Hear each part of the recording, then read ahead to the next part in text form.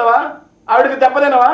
వాటి మీద కేసు పెట్టరా సార్? ఎంత చండాలు సార్. జగన్మోహన్ రెడ్డి గారి గురించి, ఆ కింద రోజా గారు, ఆ కింద విడుదల రజనీ గారు, మాజీ మంత్రులు, ఇది చేసినప్పుడు వాళ్ళకి మనోభావాలు ఉండవా? వాళ్ళకి బాధ కలగదా? మీలాగా వాళ్ళు మాత్రం అమ్మ కడుపులోంచి పుట్టలేదా? మీలాగా వాళ్ళు మాత్రం అమ్మ నాన్న కడుపులోంచి పుట్టలేదా? ఓకే సార్, నేను మళ్ళీ చెప్తున్నాను సార్, రాయపాటి అరుణ గారికి ఏ మాత్రం రాజకీయాల గురించి పరిజ్ఞానం ఉన్నా, సమాజం మీద బాధ్యత ఉన్నా, తను చేసిన తప్పును ఒప్పుకుంటే నేను ఇంకోసారి అలా మాట్లాడినా అని చెప్తే విఘ్నతగా ఉంటుంది సార్. అట్లా కాకుండా దాన్ని సమర్థించుకుంటూ పోతే ప్రజలు గమనిస్తున్నారు సార్, రైట్, ప్రజలు గమనిస్తున్నారు. ఇంకోటి నేను ఫైనల్ గా మాట చెబుతున్నాను సార్. నేను ఎవరికైతే అయితే విజయ్ కానీ రాయపాటి అరుణకు కానీ మాట చెప్తున్నాను. ఈ రోజు మీరు అరెస్ట్ చేసిన వాళ్ళల్లో 100% అమాయకుల్ని, ఏ రోజు మార్పింగ్ పోస్ట్ పెట్టిన వాళ్ళని నేను తీసుకొస్తాను సార్. నేను మీ స్టూడియోకి వస్తా, వాళ్ళ మీద పెట్టిన ఎఫ్ఐఆర్లు ఏంటి అనేది నేను మీ స్టూడియోకి వస్తాను. నేను తీసుకోండి. 30 మంది మీద అరెస్టులు ఉన్నాయి కదా సార్, ఆ 30 మందిని నేను తీసుకొని వస్తాను. ఆ 30 మందిలో ఏ కేసులకు అరెస్ట్ చేసి లోపలేసారో కూడా నేను చూపిస్తాను సార్. ఎఫ్ఐఆర్ లో కంప్లీట్ గా మెన్షన్ చేస్తుంటాయి. వాటిల్లో ఒక్క బూత్ పోస్టు, ఒక్క మార్పింగ్ పోస్టు, లేకపోతే ఒక్క అశ్లీలంగా పక్కన వాళ్ళ ఆడవాళ్ళని తిట్టిన పోస్టు ఉంటే మీరు చూపించండి సార్. ఓకే, మీరు చూపించండి. 198% సార్ నేను చెప్పేది. నేను ఒకరిద్దరు తప్పు చేశారు, చట్ట ప్రకారం వాళ్ళకి శిక్ష పడాలని నేనే చెప్తున్నా. ఓకే, ఒకరిద్దరు తప్పు చేశారు, వాళ్ళకి చట్ట ప్రకారం శిక్ష పడాలి. ఎవరికైనా పడాలి కదా. ఓకే ఓకే విజయ్ శేఖర్ అంతా క్లియర్ గా చెప్తున్నారు. ఇదిగో నా దగ్గర పక్కా ఆధారాలు ఉన్నాయి, అనవసరంగా అరెస్ట్ చేస్తున్నారండి. సార్ ఫైనల్ కన్క్లూజన్ ఒకే ఒక మాట.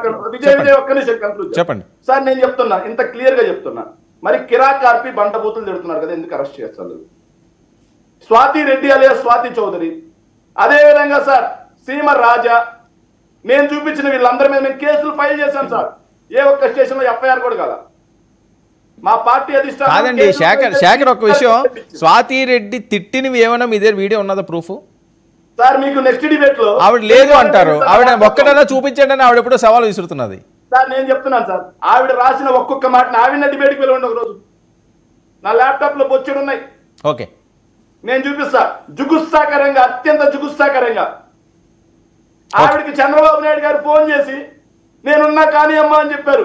అంటే ఎవరు సంఘ విద్రోహ శక్తుల్ని, ఎవరిని ప్రోత్సహిస్తున్నారు? మళ్ళీ చంద్రబాబు నాయుడు గారిని తీసి ఆయన చెప్తారండి. జగన్మోహన్ రెడ్డి గారు ఇప్పుడు చెప్పారండి, ఎవరికైనా మీ స్వాతి రెడ్డి గారికి కాల్ చేసిన మాట వాస్తవమా కాదా? ఎవరు? స్వాతి రెడ్డికి చంద్రబాబు నాయుడు గారికి కాల్ చేసి అడుగుతా ఉన్నాడు. విజయ్ ఏంటి సార్, స్వాతి రెడ్డిని వీరు చేసినటువంటి దాష్టీకం అసలు నోటితో వర్ణించడానికి అవకాశం లేనంత దారుణంగా ఆమెని హింస పెట్టారు.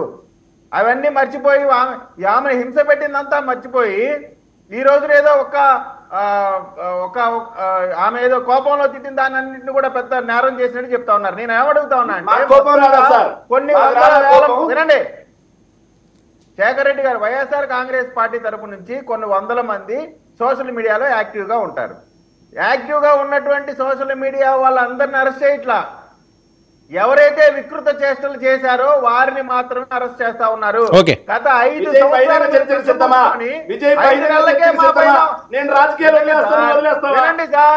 వినండి సార్, వింటం కూడా నేర్చుకోండి.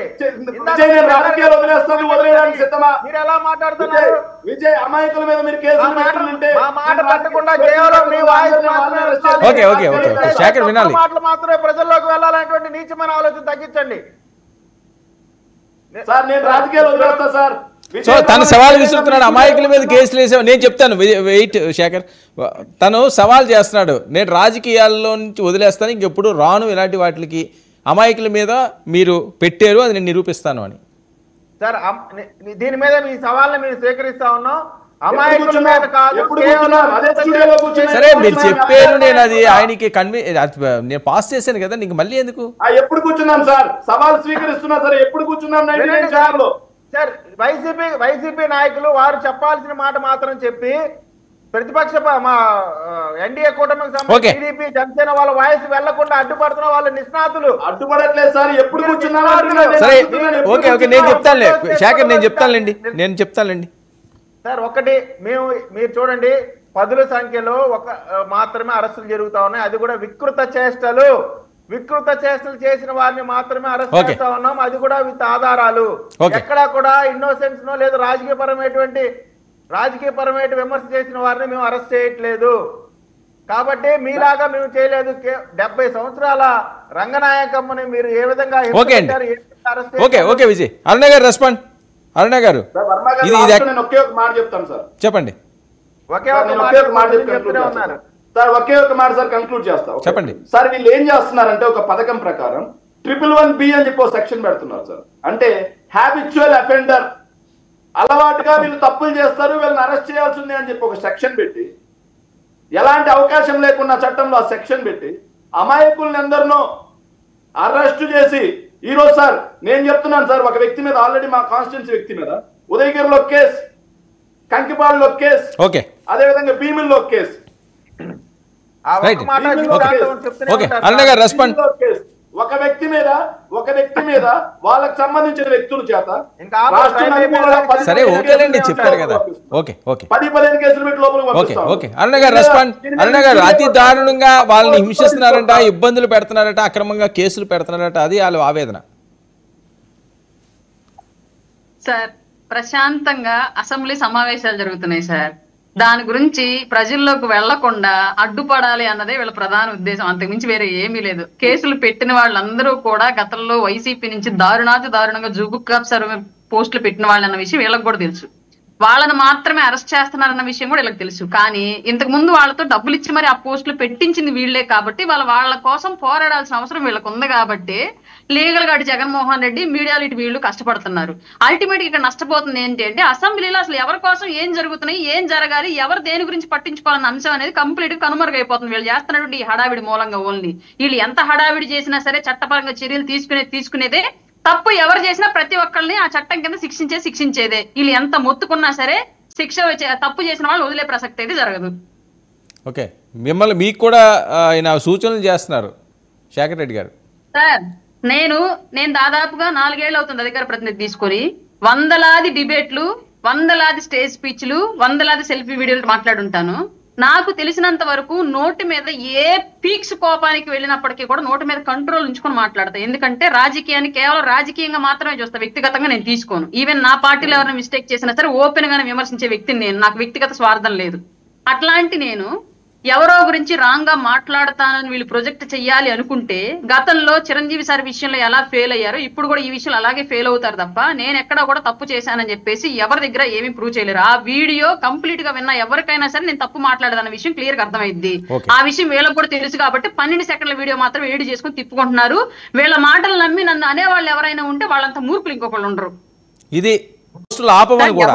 కేసులు, కల్పిత కేసులు ఇట్లాంటివి పెడితే ఎవరి మీద నిలవు, దాన్ని ఎవరు కేర్ చేయరు. ఎందుకంటే గత ప్రభుత్వంలో వీళ్ళు వందలాది కేసులు, అట్లాగే ఈవెన్ ఎస్సీ ఎస్టీ అట్రాసిటీ కేసులు కూడా ఫేక్ కేసులే పెట్టించారు సార్. దౌర్భాగ్యమైన స్థితి ఏంటంటే దిశ చట్టం కింద కూడా ఆడవాళ్ళని వీళ్లే నాయకులు, ప్రతిపక్ష పార్టీల నాయకుల మీదకు పంపించి మహిళల మీద అత్యాచారం, అసభ్య ప్రవర్తన అని చెప్పేసి కూడా వీళ్ళే చాలా కేసులు పెట్టించారు సార్. ఇవాళ ప్రత్యక్షంగా ఆ కేసులన్నీ కూడా ఎంక్వైరీ చేస్తూ ఉంటే, ఆ కేసులకు సంబంధించినటువంటి విచారణకు వెళుతూ ఉంటే నిజంగానే వీస్తుపోయే పరిస్థితులు ఉన్నాయి వాళ్ళు క్లియర్ గా. గత ప్రభుత్వంలో వీళ్ళు చేసినటువంటి దారుణాలు, దాష్టికాలకి ఇక్కడ ఇవాళ కనిపిస్తా ఉన్నటువంటి అంశాలు చాలా ఉన్నాయి. అట్లాగే ఇవాళ కూడా నిజంగానే ఇప్పుడు వాళ్ళ రోజా గారు అన్నట్లుగానో లేదా శేఖర్ రెడ్డి అన్నగారు అన్నట్లుగానో ఫేక్ కేసులు పెడితే ఎవరు పెట్టినా నిలవు. ఇవాళ కాకపోతే రేపు కాకపోతే ఎల్లుండి, కింది జిల్లా కోర్టు కాకపోతే హైకోర్టు కాకపోతే సుప్రీంకోర్టు, ఖచ్చితంగా అవి కొట్టేయబడే నిర్దోషులుగా బయటకు వచ్చాయి. కానీ ఇక్కడ ఏం జరుగుతుందంటే సార్, కేసులు పెట్టుకోండి అని చెప్పేసి వితండ పోకడతోటి క్రైమ్ ని యథావిధిగా అలాగే చేస్తూ ఉంటే గనక ఇవాళ మిమ్మల్ని క్రైమ్ లోకి దించిన వాడు ఎవడు రేపొద్దున మీతో పాటు శిక్ష అనుభవించడు సార్. క్రైమ్ ఎవరైతే చేస్తామో, ప్రోద్బలం ఎవరిదైనప్పటికీ కూడా అందులో ఎవరైతే ప్రత్యక్షంగా ఆ క్రైమ్ లో దిగుతామో వాళ్ళమే శిక్ష అనుభవించాలి. ఇవాళ ఒక కేసు, అది ఏ సెక్షన్ అయినా సరే, చిన్నది ఒక చిన్న కేసు ఎఫ్ఐఆర్ నమోదైనప్పటికీ ఆ ఎఫ్ఐఆర్ ఆ పర్సన్ పేరు మీద ఉంటే గవర్నమెంట్ జాబ్ కి ఎన్ఓసి కష్టం, విదేశాలకు వెళ్ళడానికి ఎన్ఓసి కష్టము, అలాగే ఒక 10 లక్షల లోన్ దాటితే ఎన్ఓసి కష్టం. అన్ని రకాలుగా కూడా మనం ఏ విధంగా ఎదగకుండా ఉండగలిగేటువంటి సిచ్యువేషన్ ఒక కేసు మనకి క్రియేట్ చేస్తుంది. కాబట్టి మీరు ప్రభుత్వాన్ని విమర్శించండి, తప్పులేదు దానిలో, దాన్ని ఎవరం కాదనం. ఏ ప్రభుత్వాన్నైనా తప్పు జరుగుతుంటే విమర్శించే స్వేచ్ఛ మనకు రాజ్యాంగం కల్పించింది ప్రతి పౌరుడికి. అందులో భాగంగా మీకు ఇచ్చినటువంటి హక్కును మీరు వినియోగించుకోవచ్చు. దాన్ని అడ్డు పెట్టుకొని విపరీతమైనటువంటి వల్గర్ భాష మాట్లాడతాం, మార్ఫింగ్లు వేస్తాము, పోస్టులు ఎక్కడ గూగుల్లో తీసుకొచ్చి ఇక్కడ పెట్టేసి ఎవరి మొహాలకో ఎవరి బట్టలో తీసుకెళ్ళి ఎవరి మొహాలకు ఇస్తానండి, 1 తగిలించేసి minute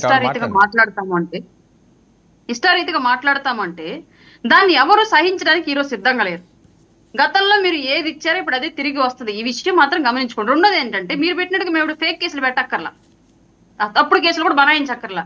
యథావిధిగా మీరు ఏది చేశారో దానికి ఈ చట్ట ప్రకారం శిక్ష మొదలు పెడితే మీ శిక్ష పూర్తవడానికి 5 ఏళ్ళు 10 ఏళ్ళు చాలదు. అట్లాంటి పరిస్థితుల్ని మీరు గతంలో మాకందరికి క్రియేట్ చేసి ఉన్నారు.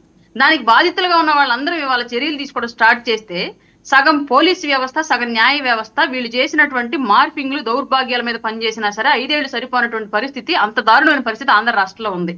ఇప్పుడైనా సరే మారితే, ఇప్పుడు వచ్చి ఒక చట్టం వచ్చింది అనుకోండి, సపోజ్ చట్టం వస్తే అది వైసీపీకైనా పనిచేస్తుంది, బీజేపీకైనా పనిచేస్తుంది, టీడీపీకైనా పనిచేస్తుంది, జనసేనకైనా పనిచేస్తుంది. పర్టికులర్ గా దీనిలో వైసీపీ వాళ్ళకి మేము ఈ చట్టం వర్తించేలాగా చేయం, ఓన్లీ ఎన్డీఏ కూటమిలో వాళ్ళకి వర్తించేలాగా చేస్తామనేటువంటి స్పెసిఫికేషన్ ఏది మా ప్రభుత్వం పెట్టదు.